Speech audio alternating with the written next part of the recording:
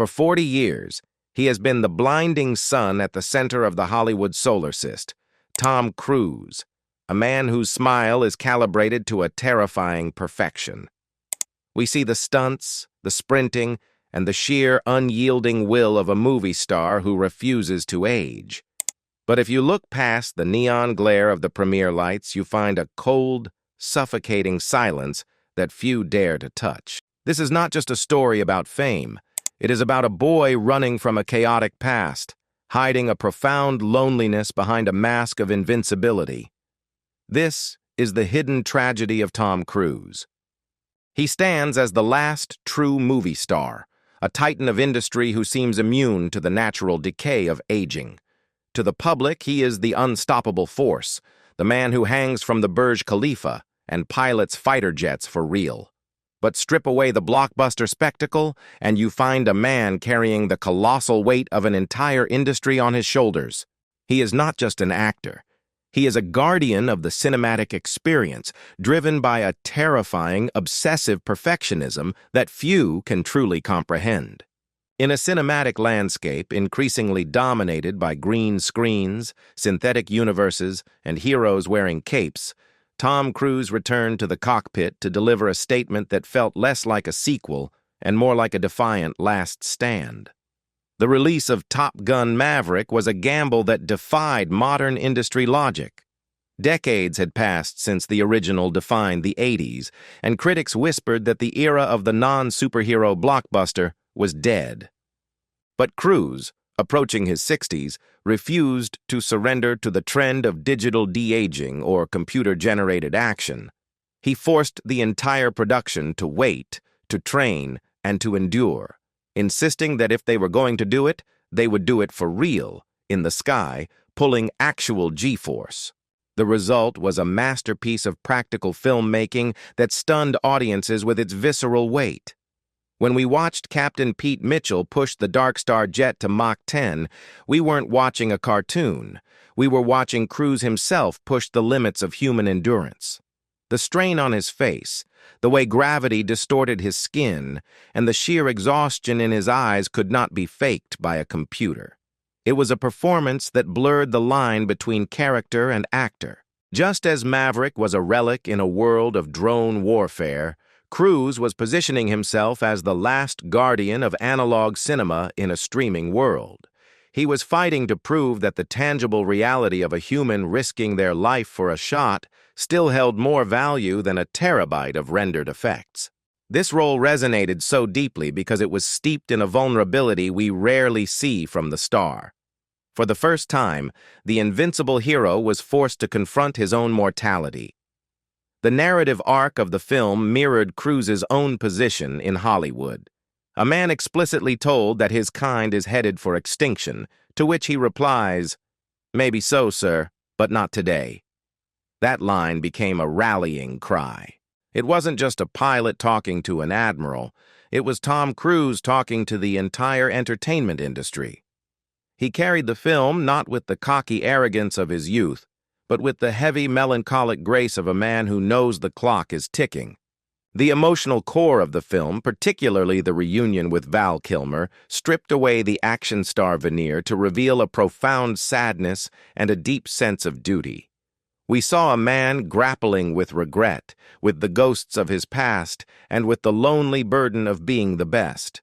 By anchoring the death-defying aerial sequences with this grounded emotional truth, Cruise created a cultural phenomenon that brought audiences of all generations back to the theaters.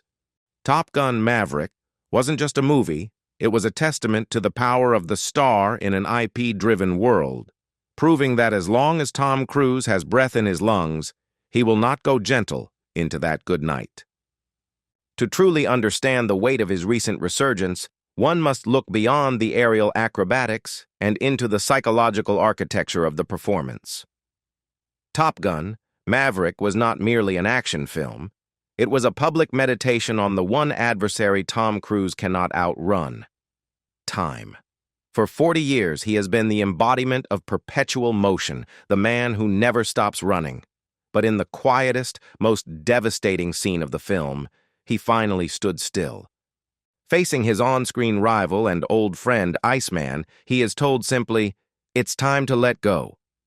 Cruise's response, a whispered, heartbreaking, "I don't know how," shattered the fourth wall.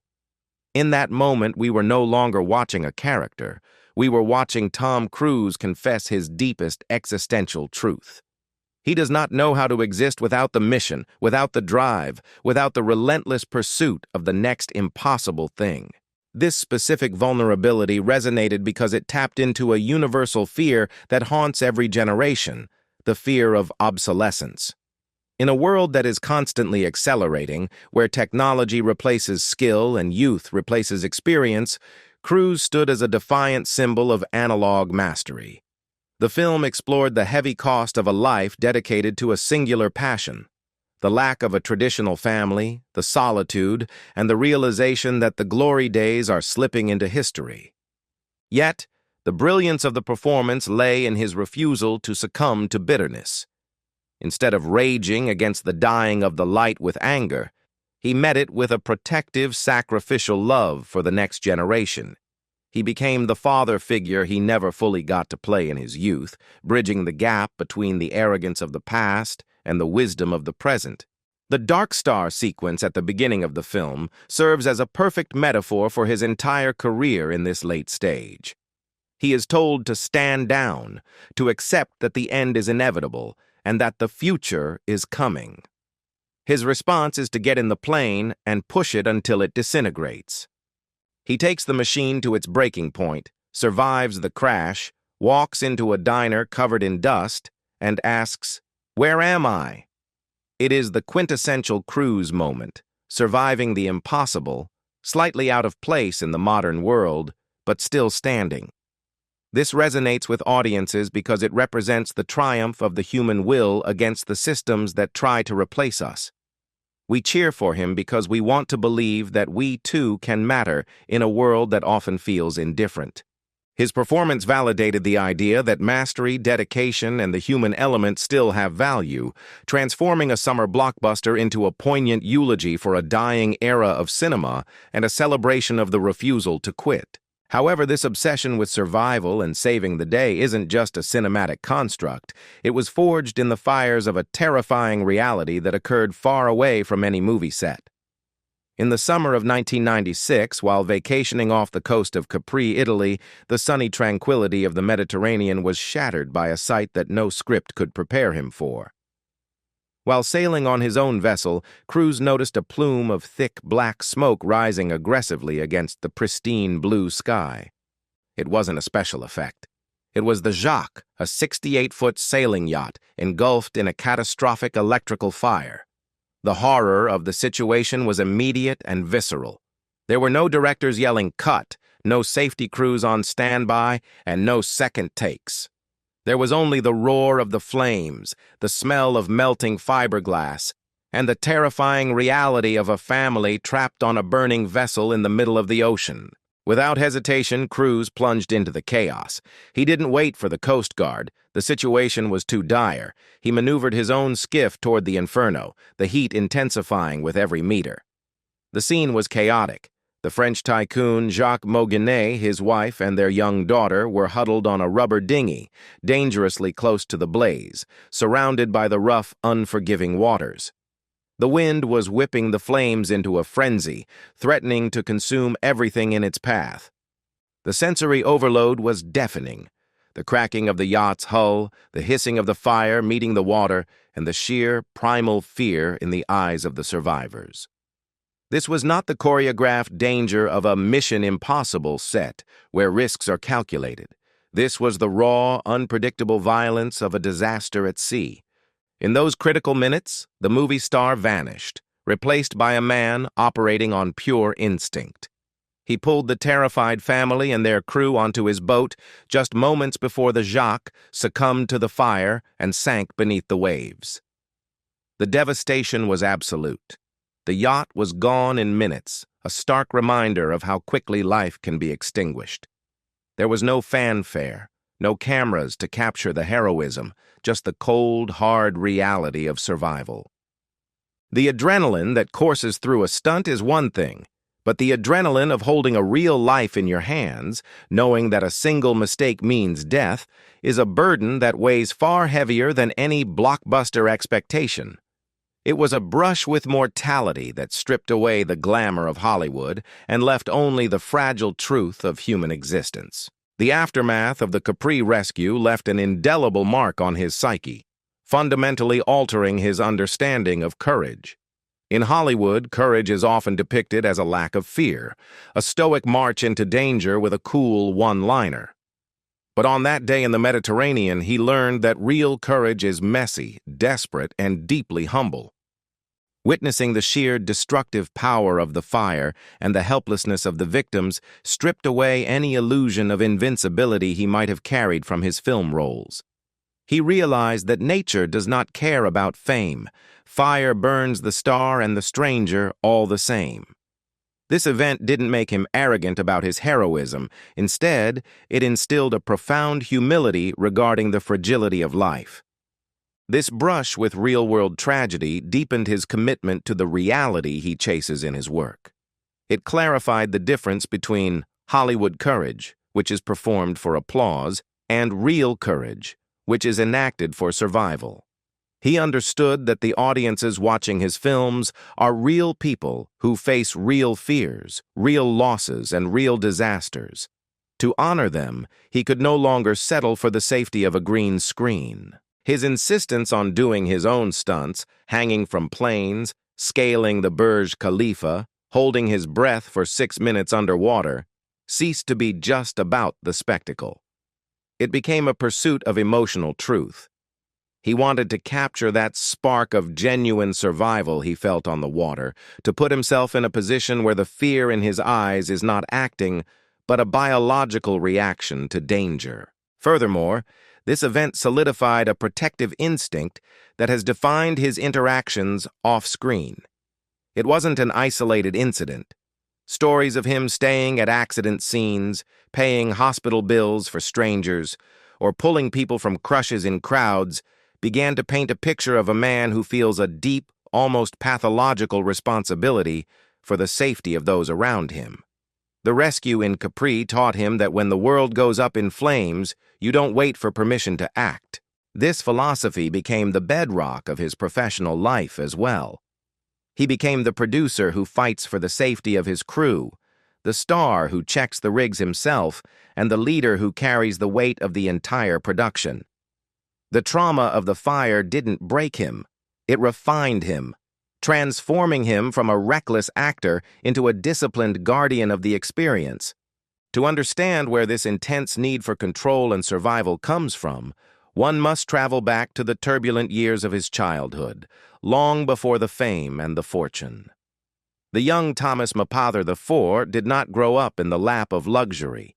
He grew up in the shadow of a father he later described as a merchant of chaos. His father, an electrical engineer, was a man of volatile temper and instability, dragging the family across the country in search of work that never seemed to last. For the young boy, home was not a sanctuary, it was a minefield. He learned early on that the people who are supposed to protect you can also be the ones who hurt you the most. The tragedy that shaped him was not a single moment of death, but a prolonged era of abandonment and anxiety. He was bullied in school for his dyslexia and his clothes, but the worst bully was inside his own home. He described his father as the kind of person who would lull you into a sense of security and then strike. This constant state of hypervigilance wired his brain for survival. He learned to read rooms instantly, to anticipate danger, and to rely only on himself. When his mother finally gathered the courage to leave, taking the children with her, the young Tom became the man of the house by necessity. The void left by his father was not one of grief, but of confusing relief and unresolved anger. Years later, when he was in his 20s and on the cusp of stardom, he visited his father in the hospital as he was dying of cancer. He expected a moment of reconciliation, perhaps an apology, or some closure to the pain of his youth. Instead, he found a hollowed-out stranger. He realized then that his father was a lonely, sad man who had squandered his life. The unfinished business of that relationship left a hole in his soul that he has been trying to fill ever since. It drove him to be the antithesis of his father. Where his father was chaotic, he would be disciplined. Where his father was a failure, he would be a success. Where his father was a coward, he would be brave. The ghost of that broken man in the hospital bed became the fuel for the engine that never stops running. Before he was the biggest movie star in the world, he was just another hungry kid in New York City with a dream and $500 in his pocket. The early 80s were not kind to him. He was sleeping on friends' floors, working as a busboy, and facing the brutal, indifferent rejection of the casting circuit. He didn't have the classic, polished look of the era's leading men. His teeth were chipped, his hair was unruly, and he possessed an intensity that often unsettled casting directors. He was told he was too intense, too short, or simply not right more times than he could count. But the poverty and the rejection didn't break him. They only hardened his resolve. He approached acting not as an art, but as a combat sport. He attacked scripts with a ferocity that bordered on obsession. While other actors were partying, he was studying. He treated every audition as if it were a life-or-death situation because, for him, it was. He had no safety net, no rich parents to fall back on, and nowhere to return to. This was the starving artist phase in its truest sense, where the hunger was literal as well as metaphorical. He channeled the anger and the anxiety of his childhood into his work, turning his trauma into a tool. His breakthrough in Taps is a testament to this relentless drive. He was originally cast in a minor background role, a character meant to be forgettable, but he refused to be invisible. He crafted a backstory for his character, a psychotic cadet who loved the war, and played him with such terrifying, unhinged energy that the director couldn't take the camera off him. He stole the movie not because he was the most talented, but because he wanted it more than anyone else. He turned a few lines into a career, proving that even when the world gives you scraps, you can build a feast if you have enough hunger. This period defined his work ethic. He is the guy who shows up early, leaves late, and treats every single take like it's the last one he'll ever get to do. Throughout his career, the one trait that was initially used to mock him became his greatest weapon, his sheer, unblinking intensity. Early critics and industry insiders often found his energy too much. They called him a try-hard, a man who smiled too wide, ran too fast, and cared too deeply. In a cynical industry that often rewards detachment and irony, his earnestness was seen as uncool. His iconic sprint, hands chopping the air, back straight, face locked in determination, became a meme, a joke about his refusal to just walk like a normal person. But as the decades wore on, the joke turned into reverence. That too much energy is exactly what allowed him to survive when his peers faded away. He didn't change his acting style to fit the times. He forced the world to respect his commitment. That intensity, which once seemed manic, is now recognized as a rare form of discipline. It is the physical manifestation of his promise to the audience. I will not cheat you. I will give you everything I have. He realized that his uncool earnestness was actually his superpower. While other stars hid behind sunglasses and irony, he looked directly into the camera with 100% sincerity. He stayed true to the idea that movies are magic and that being a movie star is a serious job that requires total submission to the role. He turned his perceived flaw, his inability to relax, into the very reason we watch him. We don't pay to see him relax, we pay to see him strive. We pay to see the man who cares more than anyone else in the room. In the end, his signature trait wasn't his smile or his hair. It was his relentless, unyielding heart. Tom Cruise stands today not just as an actor, but as a monument to the endurance of the human will. In a world of digital fabrication, he remains the analog truth, a man who has spent a lifetime turning his personal pain into global entertainment. He is the last of the Mohicans, a living reminder that authenticity, hard work, and a little bit of madness can still conquer the world.